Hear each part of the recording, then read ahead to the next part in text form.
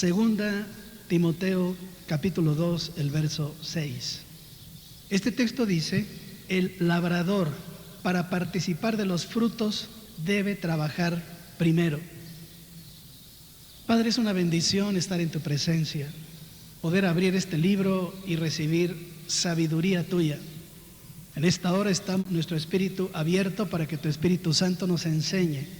Son muchos los temas y las formas en que tú nos hablas aquí cada 8 días, y hoy estamos dispuestos, tenemos tierra buena, esperamos que la semilla de tu palabra caiga precisamente en esta buena tierra, nos bendiga y esto pueda dar fruto, en el nombre de Jesús.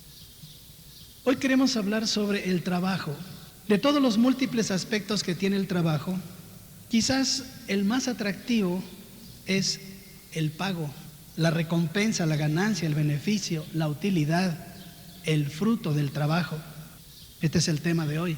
Algo que es legítimo porque aun la Biblia así lo considera cuando dice el apóstol Pablo: ¿quién fue jamás soldado a sus propias expensas? ¿Quién planta viña y no come de su fruto? ¿O quién apacienta el rebaño y no toma de la leche del rebaño? Dios está de acuerdo en que del trabajo tengamos siempre algún rendimiento. La paga es una de las motivaciones más fuertes para el trabajador. Por eso, cuando alguno tiene necesidades no satisfechas, lo primero que se busca es laborar en alguna empresa, abrir un negocio o hacer algo para poder obtener los satisfactores que precisamos. ¿Qué busca el trabajador? ¿Ser útil al país? ¿Ayudar al empresario a ganar dinero? No, la esperanza del trabajador está en la paga, en el fruto de su trabajo. Dice otra vez Pablo: con esperanza debe arar el que ara, y el que trilla con esperanza de recibir el fruto. Y nunca estamos esperando que nos paguen con buenos deseos o con aplausos, sino con billetes. Y mientras más cero tiene el billete, es verdad que está mejor. Eso es realmente lo que se busca. ¿O hay aquí alguno que no le interese la paga de su trabajo? Solamente para los que servimos en la iglesia o los que servimos a Dios, pues sabemos que no obtenemos del trabajo del todo una paga, pero sí recibimos mucho beneficio. ¿Cuántos servidores aquí están sirviendo al Señor? No reciben paga, pero ¿qué tal de bendiciones? Gracias a Dios. Él nunca se queda con nada, siempre nos paga, no precisamente en billetes, y a veces también en billetes, porque Dios es bueno. Si es un trabajo físico, recibimos un beneficio físico a cambio. Cuando es un trabajo ministerial, es decir, que no tiene remuneración, sabemos que vamos a obtener algo en el campo espiritual que también es un fruto, y es un fruto muy bueno. Y ambas recompensas son un móvil importante para luchar y para esforzarse en el trabajo. Claramente leemos en el texto base de hoy: el labrador, para participar de los frutos, debe trabajar primero. Eso quiere decir que sin esfuerzo no hay fruto, porque su característica es que normalmente el fruto tiene el mismo tamaño de nuestro esfuerzo, y aun cuando no siempre alcanza a sufragar nuestra necesidad, es algo que nos mantiene ocupados y haciendo lo que llamamos el trabajo. Pablo habla mucho sobre este asunto, y una de las cosas que él enseña en una de sus cartas es que el trabajo es un deber, es decir, no podemos estar desocupados. Como deber bíblico tenemos que trabajar. Véanlo en 2 Tesalonicenses. Seguramente los tesalonicenses de aquella época eran gente no muy laboriosa, porque el apóstol les dirige un buen trozo de su carta para hablarles del deber de trabajar. En el capítulo 3 de 2 Tesalonicenses empieza el apóstol a hablar desde el verso 6. Y si usted ve el subtítulo que puso el traductor antes del verso 6, mirará que dice el deber de trabajar. Pero os ordenamos, hermanos, en el nombre de nuestro Señor Jesucristo, que os apartéis de todo hermano que ande desordenadamente y no según la enseñanza que recibisteis de nosotros, porque vosotros mismos sabéis de qué manera debéis imitarnos. Pues nosotros no anduvimos desordenadamente entre vosotros, ni comimos de balde el pan de nadie, sino que trabajamos con afán y fatiga día y noche, para no ser gravosos a ninguno de vosotros, no porque no tuviésemos derecho, sino por daros nosotros mismos un ejemplo para que nos imitaseis. Porque también cuando estábamos con vosotros os ordenábamos esto: si alguno no quiere trabajar, tampoco coma. Eso está muy agresivo, ¿no es cierto? Verso 11: porque oímos que algunos de entre vosotros andan desordenadamente, no trabajando en nada, sino entremetiéndose en lo ajeno. A los tales mandamos y exhortamos por nuestro Señor Jesucristo, que trabajando sosegadamente coman su propio pan. Y vosotros, hermanos, no os canséis de hacer bien. Si alguno no obedece a lo que decimos por medio de esta carta, a ese señaladlo y no os juntéis con él para que se avergüence, mas no lo tengáis por enemigo, sino amonestadle como hermano. Se ve que Pablo tenía un gran trabajo y siempre estaba motivando a los demás a trabajar. Sin duda que Tesalónica aprendió del apóstol, porque hace 4 años que estuvimos en Tesalónica. Hoy Tesalónica es una ciudad muy grande y muy próspera.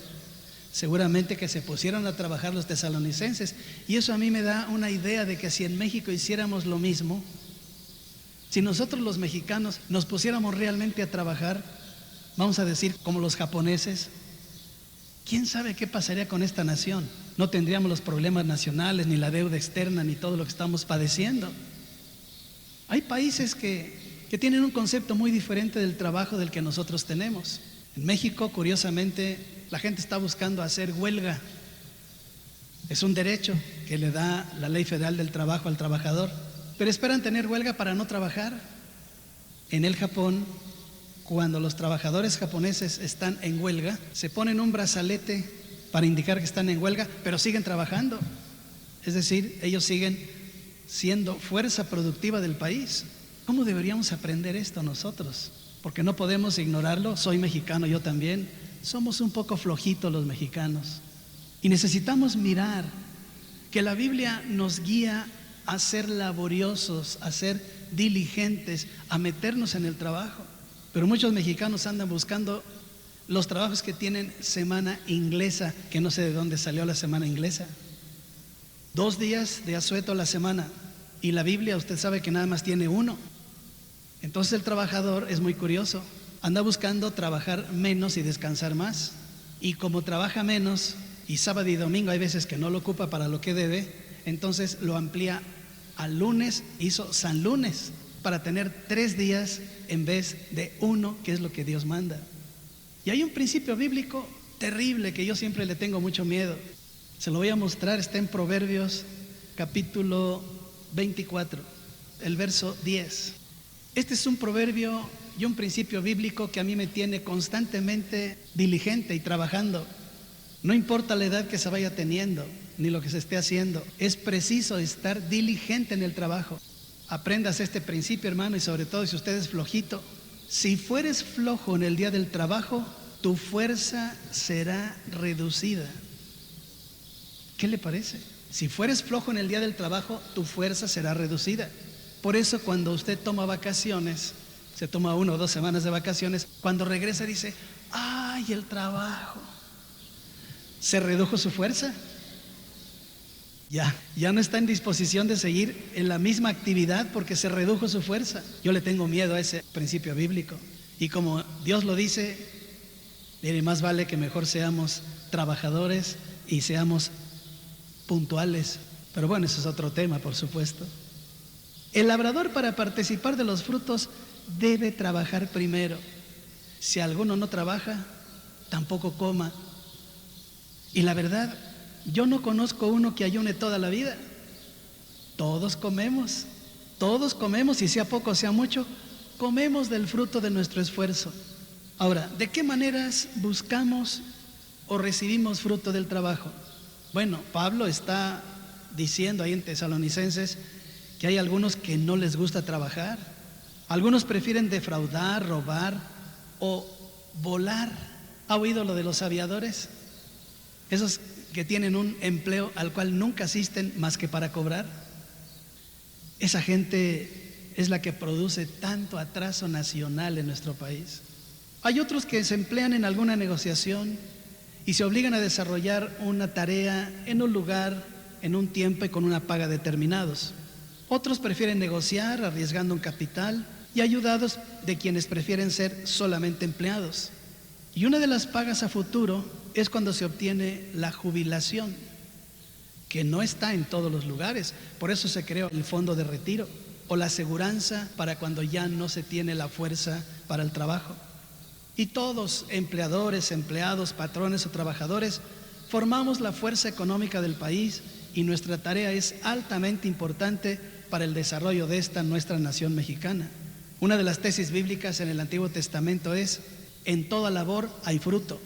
Jesús dice en Mateo: el obrero es digno de su alimento. Y tanto Lucas como Pablo dicen: el obrero es digno de su salario. La dignidad está en obtener fruto, alimento, salario de la labor cotidiana. El varón lo cobra en su lugar de trabajo. La esposa lo gana cuidando el hogar y los hijos. Y los hijos lo ganan estudiando y ganando buenas calificaciones. Y todos somos dignos del fruto, porque en toda labor hay fruto, dice Proverbios. Solo que en algunos es mucho y en otros es poco. ¿Por qué será eso? Bueno, pues la Biblia enseña varias ideas al respecto que quisiera que esta mañana revisáramos. Primera idea: saber sembrar con nuestro trabajo. Segunda Corintios 9:6. Pero esto digo: el que siembra escasamente, también segará escasamente, y el que siembra generosamente, generosamente también segará. Este texto se usa mucho para las promociones económicas en la iglesia, pero en realidad es algo relacionado con el trabajo. Qué importante es tomar el trabajo en serio. Cada día sembrar lo que deseamos cosechar como fruto. Mucha gente trabaja por trabajar, tienen más que un trabajo, una chamba. Yo distingo entre trabajo y chamba. Chamba es aquello en lo que cualquiera se mete a hacer algo por no estar de ocioso, pero trabajo es aquel que usa de su mente y de sus manos para producir algo útil al prójimo. Por eso, cada día tenemos que sembrar lo que deseamos cosechar como fruto. Si yo le pregunto a usted: ¿quiere buen fruto? Todos diríamos que sí, amén. Pero entonces tenemos que sembrar un trabajo diligente, cuidadoso y creativo. Hay un dicho viejo que dice: siembra viento y recogerás tempestades. Pero lo dice mejor Pablo: todo lo que el hombre sembrare, eso también segará. ¿Qué está usted sembrando en su trabajo? Cuando alguien no quiere buen fruto, es descuidado, es impuntual, pierde el tiempo, se come la torta, el cafecito y platica todo el día. ¿Y qué obtiene al no sembrar correctamente? No cosecha nada, porque se seca la raíz, no produce nada. Dice el profeta Oseas: una raíz seca no da fruto. ¿Qué quiere decir eso? Lo mismo que una planta. En el trabajo nosotros echamos raíces y con el ánimo diario vamos nutriendo esa raíz, vamos cuidándola, hacer crecer los tallos, las ramas, las hojas, hasta que logramos un buen fruto. ¿Qué pasa si no cuidamos la raíz? ¿O cómo se descuida la raíz? Pues no teniendo lealtad, ni laboriosidad, ni puntualidad, ni honradez, etc.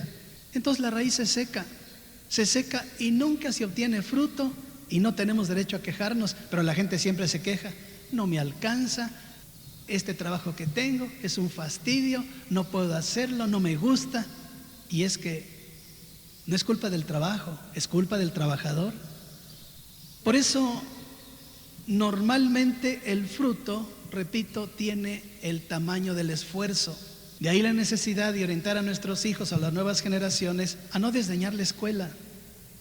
A los escolares no les gusta ir a la escuela porque dicen: ¿para qué la escuela? Es un fastidio.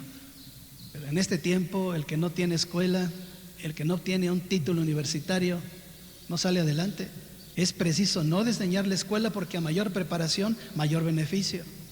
Cuidar la raíz para que no se seque y no impida el fruto. ¿Se da cuenta? Segunda idea: podemos recibir fruto bueno o fruto malo, y eso depende del tipo de árbol que seamos cada uno de nosotros. ¿Alguna vez usted pensó qué clase de fruto soy? Mateo capítulo 7, los versos 17 al 19. Dice el Señor, así todo buen árbol da buenos frutos, pero el árbol malo da frutos malos. No puede el buen árbol dar malos frutos, ni el árbol malo dar frutos buenos. Todo árbol que no da buen fruto es cortado y echado en el fuego. ¿Usted sabe de qué depende un buen árbol? De su raíz.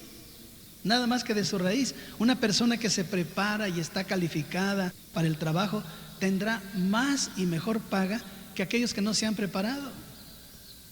En ocasiones yo recibo personas que me dicen, hermano, ¿me puedes emplear aquí en el centro cristiano? No, yo no soy en esa área. Mi negocio son las almas, yo no doy trabajo. Por favor, hermano, dame un trabajo. Le digo, ¿qué sabes hacer? Lo que sea, me dice. Que yo sepa, es una especialidad que yo desconozco. Lo que sea. Si me dices, sé barrer, sé limpiar autos o sé hacer comida, bueno, tienes que saber de qué eres capaz. Pero así una persona que no se prepara no puede obtener fruto y se va a quejar toda la vida. Tercera idea, cuidar el trabajo. No porque tenemos un contrato firmado o una planta asegurada, vamos a regatear tiempo o esfuerzo. No porque estamos casi seguros en ese trabajo, vamos a ser desleales al trabajo. Tenemos que tener mucho cuidado. Proverbios capítulo 27, el verso 18. Fíjese cómo la escritura todo lo tiene previsto. Dice el proverbio, quien cuida la higuera comerá su fruto, y el que mira por los intereses de su señor tendrá honra. Es indudable que si un empleado mira su condición y ve la de su patrón, va a encontrar diferencias. Por ejemplo, el patrón tiene un carrote grandotote y el empleado viaja en microbús. El patrón gana millones, el empleado gana decenas o cientos. Y en ocasiones el trabajador siente envidia o empieza a ser desleal a su patrón. Pero cuando uno va a obtener un trabajo, si alguien nos da el empleo, no nos obligó a tomar el trabajo. El empleado acepta el trabajo y la paga y se compromete a cuidar los intereses de su señor. Por tanto, dice Proverbios, tenemos que cuidar la higuera si queremos comer su fruto. Tendremos que cuidar el trabajo porque hay mucho desempleo en este país, todos lo sabemos. Y el que no cuida la higuera es echado fuera y viene otro y ocupa su lugar. No hay problema.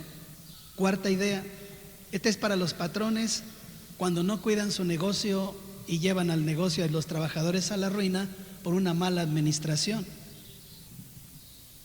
Jeremías capítulo 12, el verso 13. Sembraron trigo y cegaron espinos, tuvieron la heredad, mas no aprovecharon nada.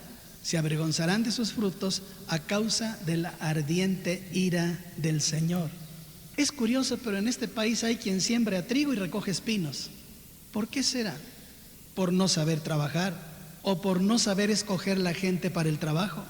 Yo así encuentro empresas que no pagan salarios justos, que hacen chanchullos, que usan de soborno, de cohecho, y claro, aunque hay esfuerzo, dice la Escritura, se avergüenzan de su fruto a causa de la ardiente ira de Dios. Dios no soporta que se trabaje de mala manera o que se maladministre el trabajo o la empresa. Si usted es patrón, recuerde que pues esa empresa no es suya. Esa empresa usted la está administrando. Hermano, yo puse el capital, yo creé la empresa.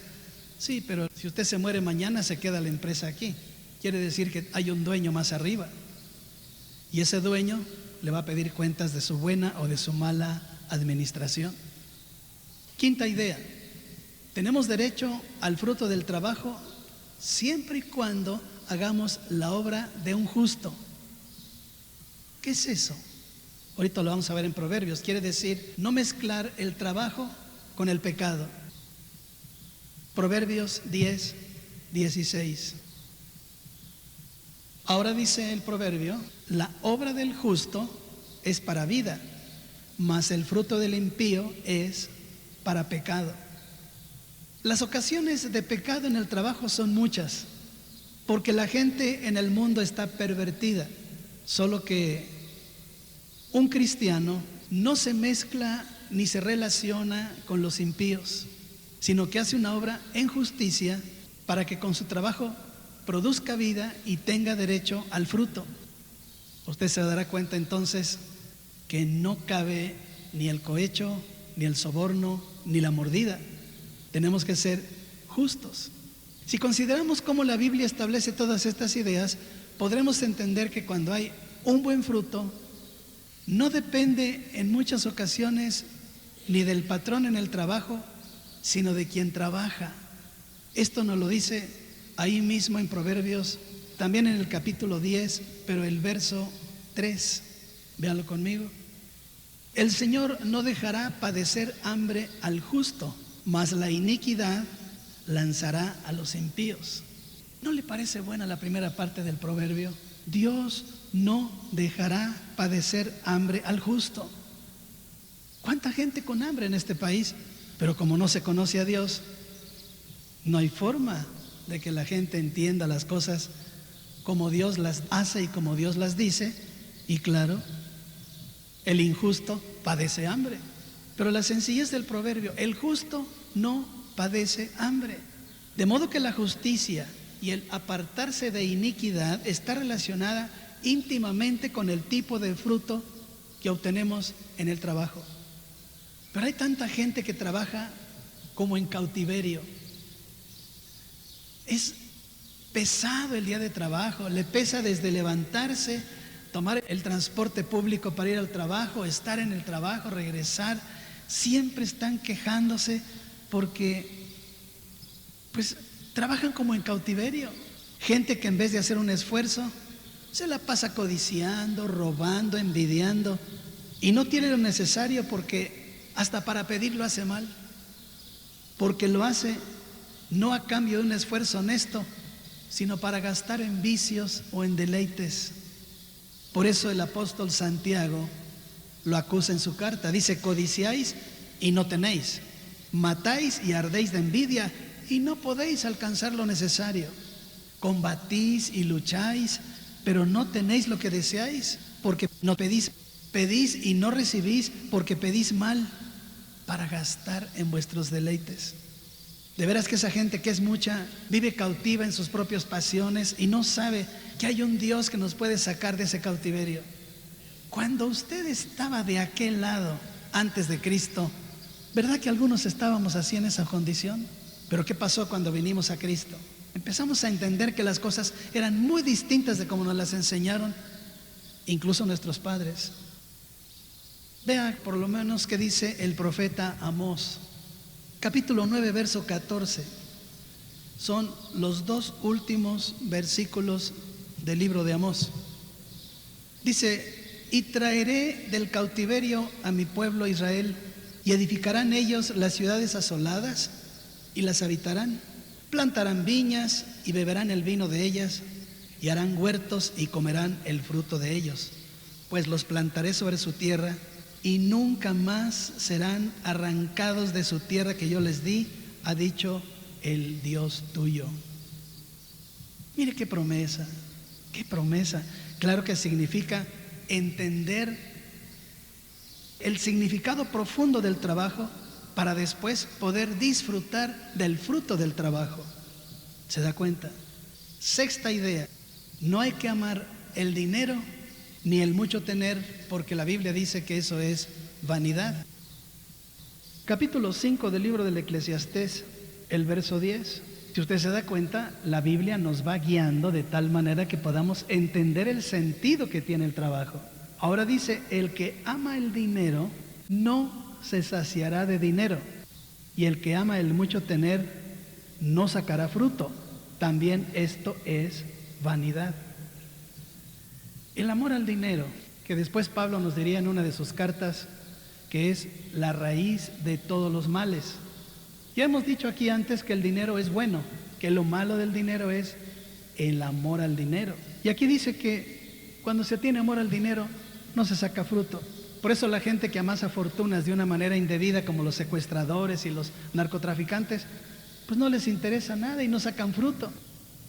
Muchos de ellos están ya presos para toda la vida porque pues ni siquiera disfrutaron nada de dineral que tomaron, porque no les costó trabajo ni esfuerzo ganarlo. Nuestro amor debe ser para el Dios que nos provee, pero no para el dinero, porque el que ama el dinero se olvida de Dios. ¿Por qué cree que los cristianos no jugamos a la lotería, ni a los pronósticos, ni al melate, ni al me urge, ni a nada de eso? Pues no necesitamos eso. Si tenemos un Dios que nos provee lo necesario, el día que usted tuviera unos 100 millones de pesos, ¿se olvida de Dios? Pues en ese momento lo pesca el diablo de un pie. Hermanos, la ambición desmedida hace perder la dimensión del fruto justo y hace caer en abismos. Hemos más que hacer dinero, hacer buenas obras. Las buenas obras acarrean dinero, pero el dinero no lleva a hacer buenas obras. Oye, hermano, ¿y a qué se debe que a unos les rinde el dinero y a otros no? Bueno, simplemente a que el cristiano conoce cómo provee Dios. Es una gran diferencia.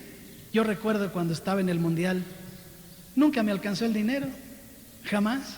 Me estuve quejando y pidiendo prestado y haciendo un crédito aquí, un sablazo por allá, pues porque así era el sistema que me habían heredado. Pero vengo a la Biblia y empiezo a ver otro sistema muy distinto del que me habían enseñado. Y entonces comencé a entender las leyes de la mayordomía de Dios y me di cuenta que el fruto, aunque fuera poco, no se destruye. Malaquías 3:11. Dice Dios a través del profeta Malaquías: reprenderé también por vosotros al devorador, y no os destruirá el fruto de la tierra, ni vuestra vid en el campo será estéril, dice Jehová de los ejércitos. ¿Qué le parece? Pues cuando no estamos con Dios, el devorador se come el fruto. Yo recuerdo que jamás alcanzaba el dinero, porque pues nunca alcanza cuando se tienen 5 hijos pequeños y carencias, pues nunca alcanza. Pero curiosamente, cuando empezamos a hacer lo que Dios dice y empezamos a usar el diezmo y la ofrenda, el mismo dinero alcanzaba para todo. Yo decía, no es posible. El Señor estaba reprendiendo por mí al devorador y no me destruía el fruto de la tierra. Cuando la gente no sabe esto, le chocan el auto, le levantan infracciones, se le pierde el dinero, se le ven los vicios, le muerde un perro, todo. Y dice, es que estoy salado, tengo el santo de espaldas. No, lo que pasa es que no conoces el sistema de Dios. Deja que Dios reprenda por ti al devorador y entonces el fruto no se destruya ni tu campo sea estéril, porque lo dice Dios. Mire qué interesante. Cuando diezmamos no solamente rinde el fruto, sino que Dios impide que el devorador destruya el fruto. En ese momento no hay accidentes, no hay enfermedades, no hay infracciones, no hay coladeras por donde se pierde el fruto, porque en vez de una vida estéril hay un fruto fecundo, aunque sea escaso. Si el problema no es ganar mucho, ganar poco, sino saber cómo usarlo y administrarlo. El apóstol Juan también se encarga de hablar de esto en la Biblia y nos invita a no perder el fruto de nuestro trabajo. Segunda de Juan 8, que como usted sabe nada más tiene 13 versículos. Mirad por vosotros mismos para que no perdáis el fruto de vuestro trabajo, sino que recibáis galardón completo. Me gusta más, como lo dice Juan, porque aquí no solamente se está refiriendo al dinero que ganamos en nuestro trabajo, sino que también habla del galardón. El galardón es la vida eterna. Un galardón completo, dice. Si lo aplicamos al trabajo, pues podemos hablar no de la cantidad del fruto, sino la posibilidad de disfrutarlo en calidad, sin mermas, sin pérdidas, sin que se destruya. Tengo cerca de 30 años probando esta bendición. Funciona. ¿A cuántos les funciona también? Gloria al Señor. Ahora, el texto base decía, el labrador, para participar de los frutos, debe trabajar primero. Hay cristianos que trabajaron toda su vida y no alcanzaron a hacer un patrimonio. y ya no pueden seguir con el trabajo. Porque mira que de pronto las fuerzas como que se van terminando. En el año 81 yo subía corriendo de allá del Salón Belén, aquí arriba subía yo corriendo. Hoy estoy subiendo con dificultad. Y digo, ¿qué pasó? Como que las rodillas no son las mismas, y son las mismas. Como que las fuerzas se van terminando. ¿Qué hace la gente? Bueno, la gente usa del SAR, Sistema de Ahorro para el Retiro. No creo que sirva de mucho. No quiero decir nada, porque esta es una acción gubernamental que peor es nada. Pero el dinero va perdiendo su valor a lo largo de los años. Y en este momento es un jugoso negocio para quien lo está administrando. Pero un dinero que se guarda 30 años pierde a veces más de 3 ceros. Entonces, si usted está esperando en el SAR, le propongo que mejor espere en Dios, porque el SAR quién sabe cómo le vaya a ir. No sé cómo le vaya a ir. Al final de la vida, ese fruto que algunas empresas lo proporcionan y que es una posibilidad de recoger algo que se fue haciendo prestación a lo largo de 30 años de trabajo, pues quién sabe, hermanos.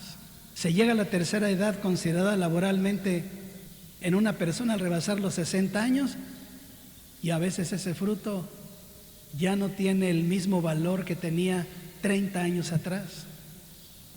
Un fruto que no siempre se obtiene en la empresa en que se trabaja, porque no todas las empresas tienen jubilación ni SAR, y si se obtiene, pues no será muy grande, pero será útil para quienes ya no tienen aliento para el trabajo, porque la edad aumenta y la capacidad disminuye. Y yo encuentro dos tipos de personas. Uno, el que al jubilarse no tiene nada, entregó su vida al trabajo y es más pobre que antes de iniciarse en el trabajo 30 años atrás. Y dos, el que al jubilarse se siente tan inútil que no se halla sin hacer algo o no puede quedarse en casa y entonces se jubila para morirse. Pues mire qué triste, mejor no me jubilo. Y la razón por la que muchos no se jubilan es porque creen que se mueren al jubilarse. Cuando la empresa tiene esa prestación y se usa, debe hacerse dando gracias a Dios porque, bueno, Él puede estirar ese fruto aunque sea poco o sea mucho. Yo conozco muchos jubilados que en vez de quejarse y hacer marchas para que les aumente la pensión, alaban a Dios y les alcanza. Mire qué buena cosa. Y es que esa gente ha mirado más la Biblia que su propia condición. La Biblia dice, mejor es lo poco con el temor de Dios que el gran tesoro donde hay turbación. Mejor es lo poco con justicia que la muchedumbre de frutos sin derecho. De más estima es el buen nombre que las muchas riquezas, y la buena fama más que la plata y el oro. Mejor es el pobre que camina en integridad que el de perversos caminos y rico. ¿Qué quiere decir la Escritura? Que hay que aprender a conformarse con lo que se recibe. Si es un fruto que la empresa aporta por el esfuerzo de muchos años y como un reconocimiento al trabajo leal y productivo.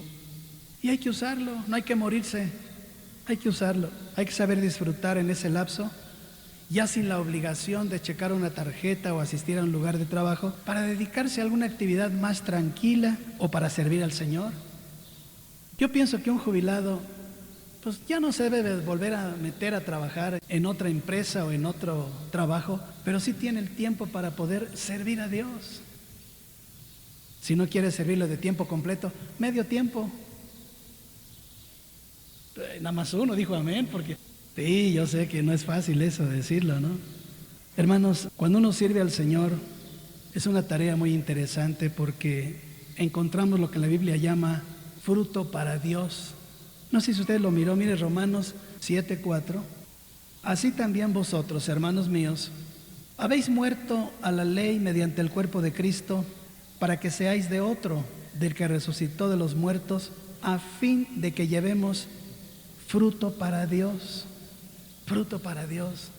Bueno, los que estamos en tiempo completo para esto lo entendemos muy bien, pero para quien está fuera, algún día métase a entender un poco qué significa eso de fruto para Dios. Yo animo a patrones, a trabajadores y a jubilados a considerar el fruto del trabajo, pero desde su perspectiva natural, justa, como un regalo de Dios, como un premio a los talentos ejercidos. Porque al final del camino, vamos a tener una sola paga. Y ahora sí me refiero al pago último que vamos a recibir usted y yo como cristianos y como gente que nacimos en este planeta. ¿Sabe cuánto vamos a recibir? Un denario.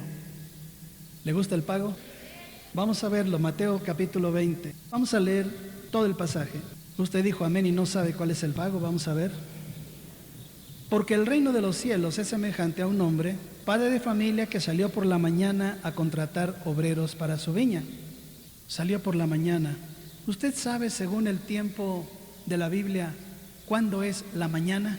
Cuando sale el sol. Quiere decir que más o menos promedio, vamos a decir 6, 7 de la mañana. Eso es la mañana en la Biblia. El reino de los cielos es semejante a un hombre padre de familia que salió por la mañana a contratar obreros para su viña. Y habiendo convenido con los obreros en un denario al día, los envió a su viña. Saliendo cerca de la hora tercera del día, ahora vemos que la hora tercera son más o menos las 9 de la mañana, vio a otros que estaban en la plaza desocupados y les dijo: id también vosotros a mi viña y os daré lo que sea justo. Y ellos fueron. Salió otra vez cerca de las horas sexta y novena e hizo lo mismo. Ya estamos por las 3 de la tarde. Y saliendo cerca de la hora undécima, ahora ya estamos a las 5 de la tarde, halló a otros que estaban desocupados y les dijo: ¿por qué estáis aquí todo el día desocupados? Le dijeron: porque nadie nos ha contratado. Él les dijo: id también vosotros a la viña y recibiréis lo que sea justo.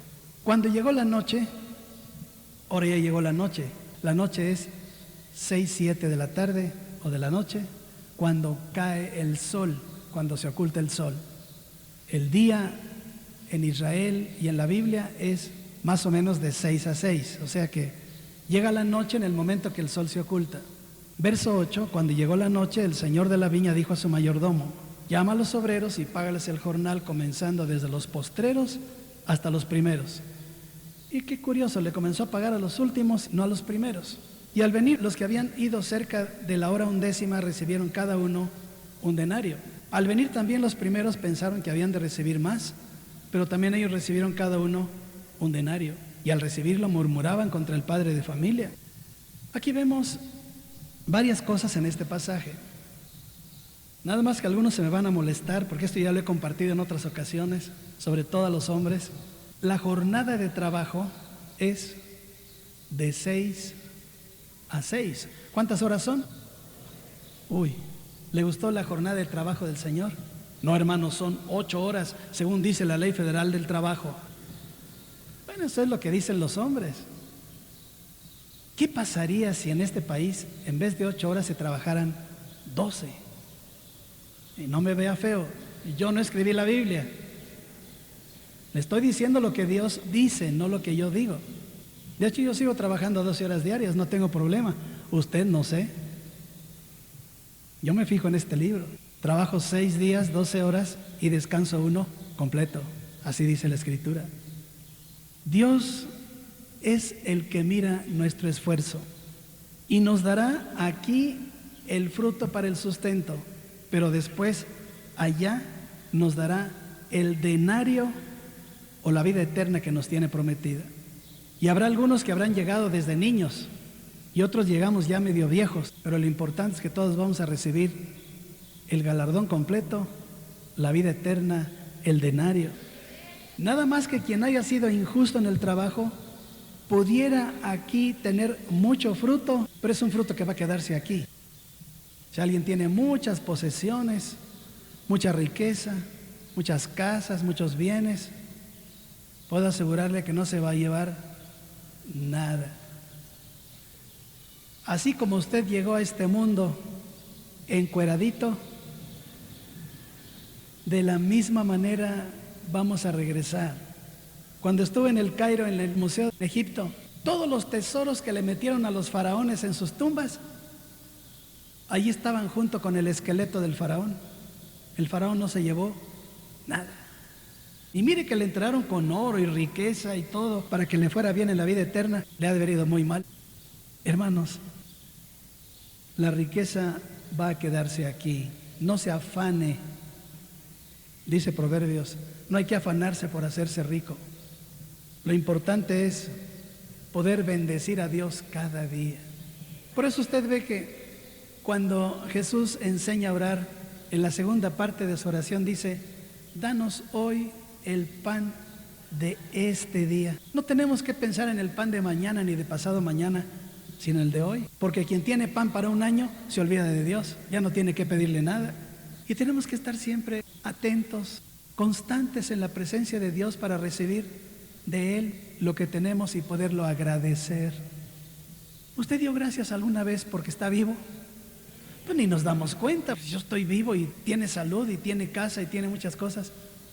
Pero se nos olvida dar gracias porque decimos, pues es que esto me lo gané yo. ¿De veras se lo ganó usted o fue pura misericordia de Dios? Fue misericordia. El que haya trabajado con justicia no solamente lo disfrutará aquí, sino que alcanzará fruto de vida eterna allá. ¿Qué le parece? ¿Quiere ponerse en pie? Hoy tendríamos muchos motivos para agradecer a Dios todo lo que nos ha dado. Tan solo el habernos arrancado del pecado ya es algo grande. El habernos mostrado una vida eterna ya es motivo de agradecimiento a Dios. El habernos sacado del pecado, de la miseria, del muladar en el que estábamos, ¿verdad que vale la pena agradecerlo? Hagámoslo ahora juntos. Padre, es una bendición estar agradecidos por todo lo que tú nos has procurado desde que te conocemos. Mira, Señor, que hemos pasado de muerte a vida, y no porque nosotros quisiéramos, sino por tu misericordia. Nos has quitado vicios, nos has quitado el pecado de encima, y ahora somos libres. Podemos volar como pájaros y sentir la paz profunda que hay contigo, Señor. Qué bueno eres, porque nos tienes vivos, nos tienes sanos, nos das comida, nos das vestido, tenemos un techo donde habitar. ¿Qué más podemos pedir si además tenemos la promesa de reinar contigo por la eternidad? Quiere darle gracias a Dios porque un día usted va a estar en la comunión de los santos, reinando con Cristo por la eternidad. ¿Cómo se oye esa voz aquí? A ver. Qué bueno eres, Señor, qué bueno eres. Es una bendición saber que aunque no lo merezcamos, aquí nos mantienes de una manera y nos vas enseñando semana a semana las formas de poder superar todas las formas antiguas y todas las herencias equivocadas, todas las cosas que venimos heredando por siglos, las hemos desechado. Tú nos has enseñado una vida nueva, una vida útil verdaderamente. Señor, estamos solamente esperando en tu reino. Gracias, Jesús. Gracias, Señor.